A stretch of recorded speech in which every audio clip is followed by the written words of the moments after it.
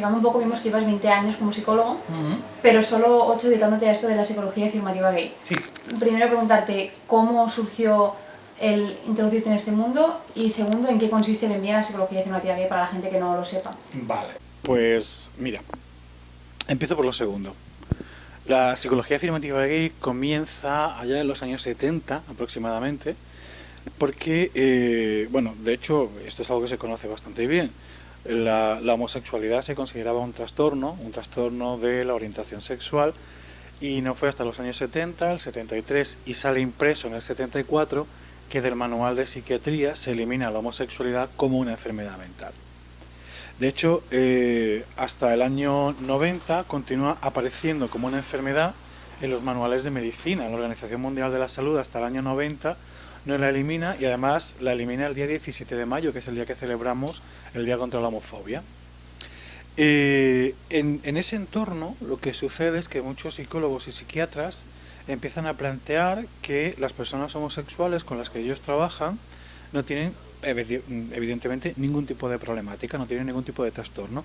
De hecho, ya se venía acumulando desde los años 50 mucha casuística, muchas investigaciones, informes sobre que una persona homosexual per se no presentaba ningún tipo de problema, que esto es una cosa que se decía mucho en la psicología y la psiquiatría de aquellas épocas.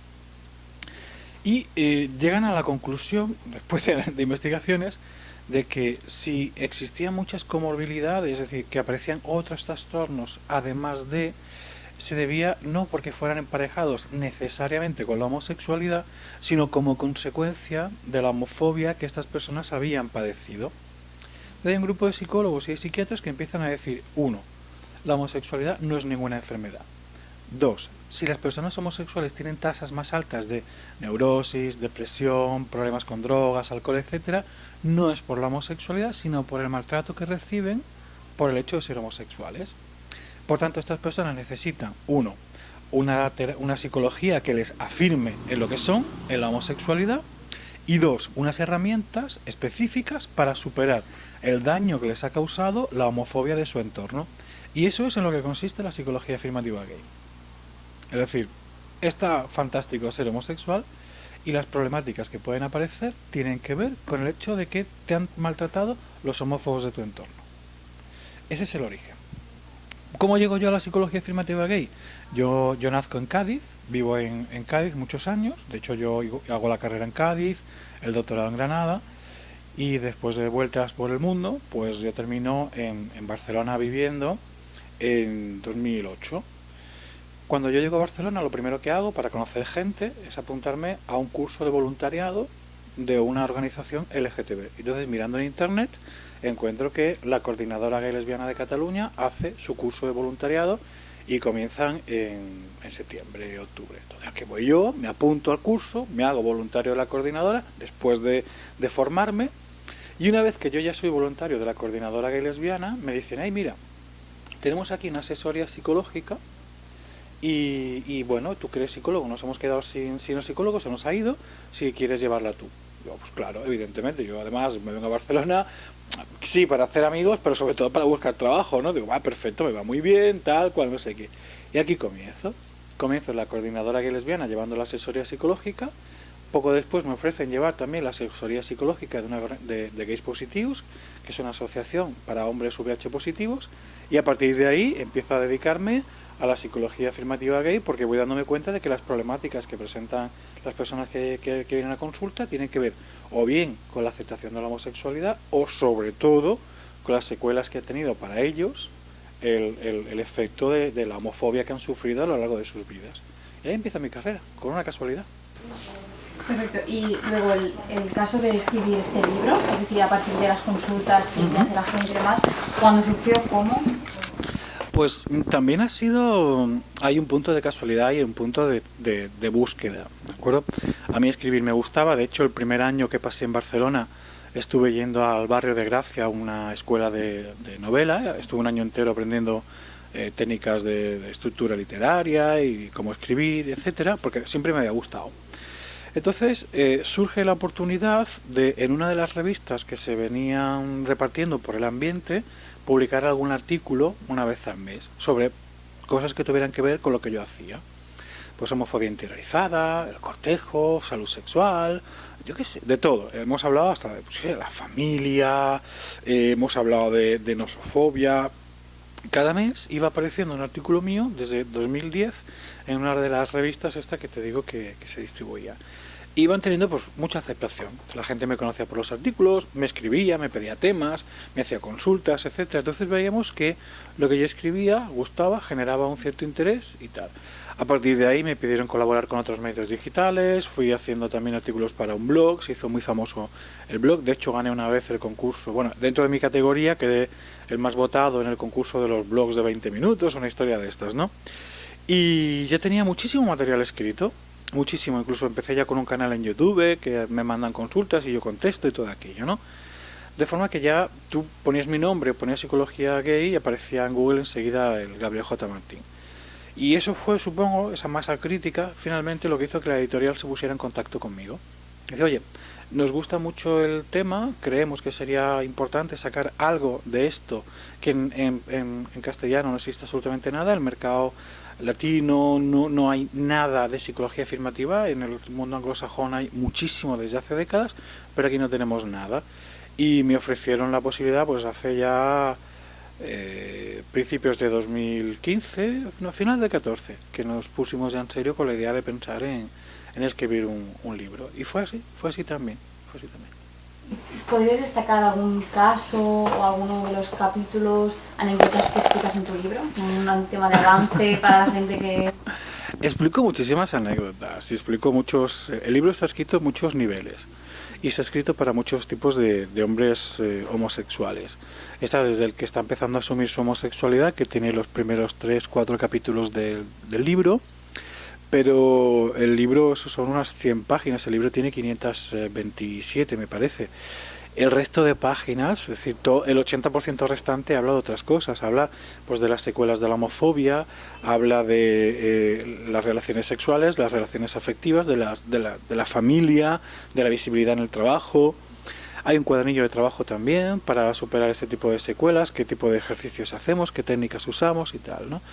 Casos hay muchos. Yo recuerdo, por ejemplo, que me impactó y a la gente le impacta un montón un ejemplo de un chico que me escribía de Toledo y entonces en el texto que él me mandaba pues decía que tenía adicción al sexo, me contaba que tenía adicción al sexo y que en esa adicción al sexo le había llevado durante 15 años a tener más de 3.000 parejas sexuales diferentes, ¿no? Entonces yo le hacía la broma, le decía, pues multiplicando 52 semanas al año por no sé cuánto, no sé qué, te metes a la zona, me salen pocas, maricón, o sea, era el cachondeo, ¿no? Y le hacíamos la broma de que eran pocas y tal, ¿no? Y es el caso típico de hombre que sufre estrés postraumático, es el típico pues marica de pueblo, machacado por la familia, machacado por la gente del pueblo chico, infierno grande que se dice, ¿no? Y que tenía unos niveles muy altos de ansiedad, y esa ansiedad la gestionaba mediante el sexo. Y por eso llegaba un momento en que ya era compulsivo, porque cada vez que se ponía un poco nervioso, necesitaba tener sexo. O bien abría el Grindr, o se iba de cruising, o lo que fuera. O Toledo ahora de Madrid pues no está tan... Ahora está mucho más cerca con el AVE, pero que realmente era fácil plantarse en Madrid y tener sexo, ¿no? Entonces, lo cuento y además lo cuento haciendo... Primero, explicando su proceso, cómo él ha trabajado mucho el tema de la ansiedad, el tema de sentirse bien con su homosexualidad, salir del armario en el pueblo, naturalizar la situación con la familia, todo ese trabajo que le hace estar mucho más tranquilo y necesitar menos el sexo. De hecho, ahora tiene una relación sentimental estable, está muy contento con su vida. Pero remarcábamos una cosa, era que durante todos esos años, la única ETS que había tenido había sido unas ladillas. Y hacemos alusión, ¿no?, a que cuando alguien es muy sistemático con el uso del preservativo, por ejemplo, puede tener todo el sexo que quiera, que no tiene por qué producirse una infección de nada, ¿no? Es decir, alguien que es muy asertivo también en el cuidado de su salud sexual puede tener todo el sexo del mundo, ser todo lo puta que haga falta, que no tiene por qué ocurrir nada relativo a una infección y cosas así, ¿no? Me parecía muy significativo porque en el libro hablo mucho de ser muy asertivos en las relaciones sexuales, en que está muy bien disfrutar mucho del sexo, que hay que pasárselo muy bien con el sexo y que si tienes cuidado, eres proactivo vigilando tu salud sexual, no tiene por qué ocurrir nada, ¿no? Porque otra de las cosas que trabajo es la nosofobia, mucha gente con un pánico horroroso a infectarse de todo, que le salpica un poco de saliva y ya van corriendo a hacerse la prueba, son unas historias tremendas. La casuística es muy, muy interesante, toda la que existe. Uno de los subtítulos del libro, o el subtítulo del libro, es Manual para homosexuales. La pregunta ¿es únicamente destinado a homosexuales o crees que también puede servir para que los heterosexuales los conozcan un poco mejor este libro? Sí, de hecho ya me llegan comentarios y mensajes de lectores heterosexuales que se lo están leyendo, que les está gustando y que les está ayudando mucho a conocer pues al amigo homosexual, al hermano homosexual, al mundo gay en general, y que la lectura del Quiérete mucho maricón les está ayudando a entender también cosas que para ellos no eran casi como de otro mundo, ¿no? El entrar en lo que son las relaciones entre hombres, para ellos era muy desconocido y como es un libro en el que hablo muchísimo de eso, les ha sido como una ventana abierta al ambiente y eso me ha gustado mucho. Y casi un mes después de la publicación de este libro, de momento, ¿qué acogida ha tenido en general? Pues mira, mañana justo va a ser un mes exacto que se presentó y está, la primera edición ya se ha agotado. De hecho, hace cosa de unos 4 días me dijeron que ya estaban en marcha la segunda edición. Eso significa que tiene una acogida impresionante, se ha vendido muchísimo, está teniendo una recepción maravillosa, prensa, lectores, todo el mundo está hablando muy bien del Quiérete mucho maricón. Y claro, yo estoy que hago palmas con las orejas de feliz, ¿no? Te puedes imaginar. Ha tenido una maravillosa acogida, sobre todo lo que más me gusta es la acogida que ha tenido del público. Y la gente lo lee, se siente feliz con o sea, se siente muy identificada, me dicen que les es muy útil y sobre todo me dicen algo muy bonito, es que a pesar de lo tocho que es, porque es tocho, se lee muy fácil, y que entretiene, que es muy divertido de leer, muy ameno de leer, que entra muy rapidito, que entra muy bien, con lo cual yo me siento como escritor muy contento porque eso era lo más difícil y parece que lo he conseguido, o sea, que estoy feliz. Bueno, luego atiendes a personas de manera física en Barcelona, pero por lo que sabemos también por Skype de otras partes del mundo. Sí. ¿Notas mucha diferencia en cuanto a cómo vive la homosexualidad los hombres de Barcelona o España en otros países? Fíjate, noto una diferencia temporal, en el sentido de que cosas que están sucediendo ahora mismo, por ejemplo, para un gay colombiano, eran cosas que nos pasaban a los gays de Barcelona o de cualquier punto del Estado español hace una década. Y la diferencia es que lo que a nosotros nos pasaba antes, cuando todavía la sociedad no había avanzado lo que ha avanzado la nuestra en esta década, a ellos les está sucediendo ahora, pero exactamente las mismas cosas. Los mismos debates, las mismas preguntas, las mismas problemáticas. Es impresionante. Y cuando hablo con gente, por ejemplo, de Marruecos, que también tengo pacientes allí, pues les están viviendo situaciones como las que vivimos aquí en los años 60, 70, muy parecidas. Y si hablo con alguien que está trabajando en África subsahariana, pues te cuenta cosas que pasaban aquí en los años 40. Y entonces ves que es una cuestión curiosamente temporal, que a medida que van pasando los años y las sociedades van abriéndose más a la revolución sexual, a los cambios en las cuestiones que tienen que ver con el género, la penetración del feminismo también, en el sentido igualitario, está siendo muy importante, y eso que ya hemos visto aquí, o que han visto en Holanda, o que han visto en Noruega o Reino Unido, está ocurriendo en el resto de países. Entonces, sí que ves muchas diferencias, pero no son como si fueran culturas tan diferentes, sino la misma nuestra, pues 10 o 15 o 20 años atrás. Eso me parece muy curioso, porque es como si, bueno, de alguna manera hubiera una evolución ahí intrínseca que va conduciendo a unos resultados, y significa que si aquí las cosas están bastante mejor que hace 10 años, pues en Colombia o en Marruecos o donde sea, estarán mejor en el futuro de lo que están ahora, y eso es bueno. ¿Y cuál dirías que es la consulta más recurrente que te hacen?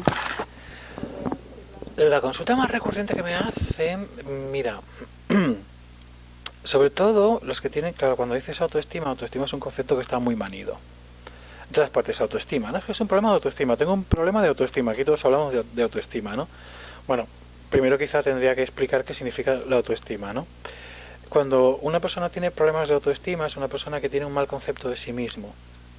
En el desarrollo personal suyo ha ido interiorizando mensajes negativos sobre su persona o sobre aquellas personas con las que se relaciona de forma significativa. Si un gay tiene interiorizados mensajes negativos sobre los homosexuales en general, pues a lo mejor va a ser difícil que sea asertivo en cuanto a su persona o a la hora de tener relaciones con los demás, otros gays o los heteros compañeros en el trabajo, ¿no? Entonces, cuando hablamos de problemas de autoestima, lo que estamos hablando es de, uno, personas que a lo largo de su vida han interiorizado mensajes muy negativos sobre él, como persona homosexual, y luego ya pues extrapolado al resto de características. Y que uno no sabe ser asertivo, no sabe darse a valer, porque en el fondo piensa que vale poco o que tiene algún tipo de problema, tara o alguna circunstancia, que es lo que ha interiorizado, por tanto, ¿no? Y no se hace respetar, no establece límites en las relaciones personales, en las relaciones afectivas, en las relaciones familiares. Es alguien que se deja avasallar.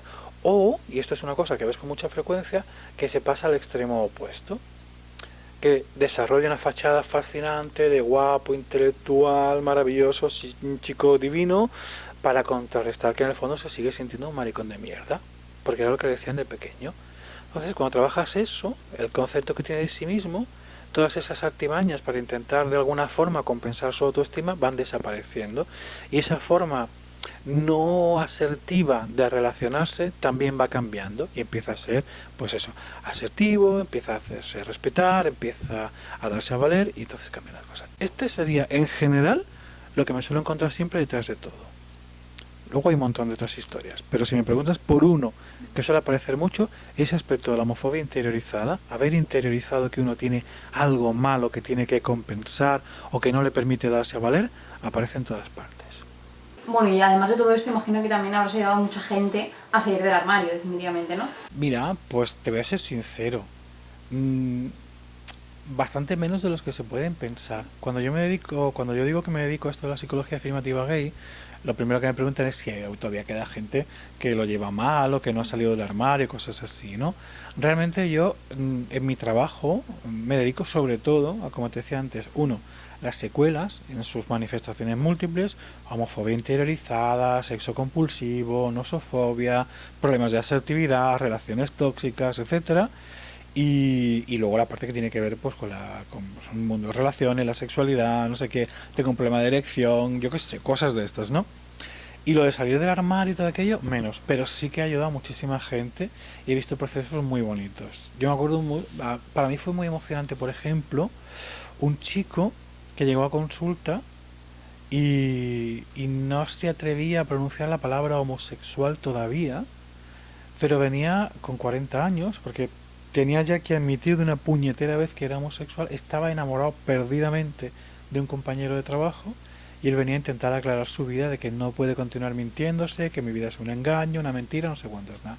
Entonces hizo un proceso muy bonito durante todo un año, lo curró una barbaridad y pasó y además en un año, de no me atrevo a decir homosexual a acepto mi homosexualidad, salgo del armario, lo hablo con la familia, lo hablo en el trabajo, lo hablo con los amigos de toda la vida, empiezo a relacionarme con otros gays, me apunto al coro de Panteras Grogas y actúo en el coro de Panteras Grogas. Y ahí fui yo como la madre de la Pantoja, llorando de emoción, viéndola allí cantando con el resto de maricones, todo el mundo aplaudiendo, la familia fue a verlo, los amigos fueron a verlo y tal.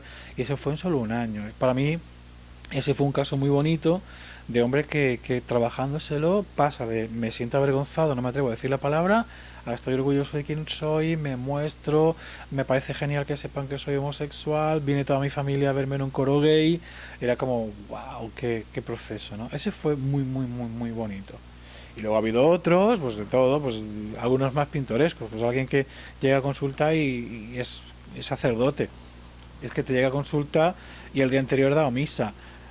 Bueno, pues hace su proceso, se acepta, deja de vivirse como lo que no es y ahora pues tiene una relación maravillosa, un novio estupendo y no sé qué decir.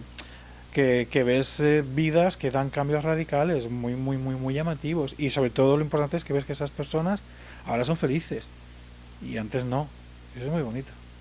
Y si me permites la pregunta, ¿en tu caso fue fácil la salida del armario? O en mi caso es que fue un proceso también muy largo, porque además es una cosa, yo soy soy visible, si pones mi nombre en Google, pues te aparecen programas míos o entrevistas hablando de intersexualidad, ¿no? Entonces, claro, yo primero tuve la historia de la confusión de los médicos, con cuál era mi sexo y demás esto y demás, y una vez que yo me aclaré con el tema identitario, fue cuando empecé a aclararme con el tema de mi orientación sexual.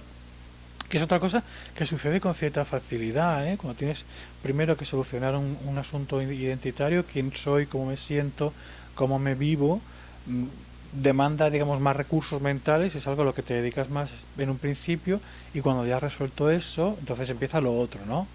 Y además soy un hombre gay. Entonces mi proceso fue largo y hasta los 30 cosas así, no, yo tengo 45 ahora, y hasta los 30 costó. Bueno, nuestro blog se llama Bicelona, entonces tú que tratas con gente de todas partes del mundo y demás, ¿tú dirías que Barcelona es realmente una de las ciudades más gay friendly o crees que es más todavía mucho prejuicio latente? Yo estoy convencidísimo de que Barcelona es una de las ciudades más gay friendly del planeta. Puede que compita con Londres o puede que compita con Buenos Aires, pero es una de las ciudades más gay friendly del planeta, donde es más fácil ser homosexual. Y eso nos damos cuenta cuando salimos fuera o cuando nos lo explican gente de fuera, ¿no? Yo me acuerdo una vez que fue muy impresionante porque vinieron activistas turcos al Pride de Barcelona 2009. Y había dentro del grupo de activistas había dos chicas que eran pareja. Entonces las fuimos a recoger al hotel, iban las dos así por la calle, se miraban con cara no sé qué tal. Entonces dijimos, podéis ir de la mano si queréis, no hay ningún problema, ¿no? La cara de esas chicas, cuando de repente se cogen de la mano y a la gente les importa una mierda, iba cada uno a lo suyo, nadie les dice absolutamente nada, de repente se dan cuenta de que no pasa absolutamente nada porque ellas vayan de la mano o que incluso se besen. Entonces es cuando te das cuenta, con detalles como estos, de la diferencia que hay en lugares como Barcelona y otros lugares del mundo. En Cataluña tenemos dos consellers que son homosexuales, visiblemente homosexuales, que están casados, uno tiene una hija adoptada, quiere decir que es una situación de normalidad. Si viviéramos en un país homófobo, pues no nos deberíamos a tener, el gobierno no pondría dos consellers homosexuales porque les faltaría en el respeto, ¿no? Eso es una señal de normalidad, no digo de normalización, de normalidad en el sentido de que eso es una cosa frecuente, que a la gente no les importa y lo que les va a importar es que el conseller haga bien su función y punto, nada más, ¿no? Pero sí que lo ves, incluso cuando ves en la televisión algunos programas, las bromas que se hacen con el tema, el buen humor que hay sobre el aspecto, te das cuenta de que estamos bastante avanzados, muy avanzados en ese sentido. Claro, venimos de donde venimos y siempre hay cosas que hacer y siempre hay, más que homófobos, yo hablo mucho del perfil del todófobo, ¿no?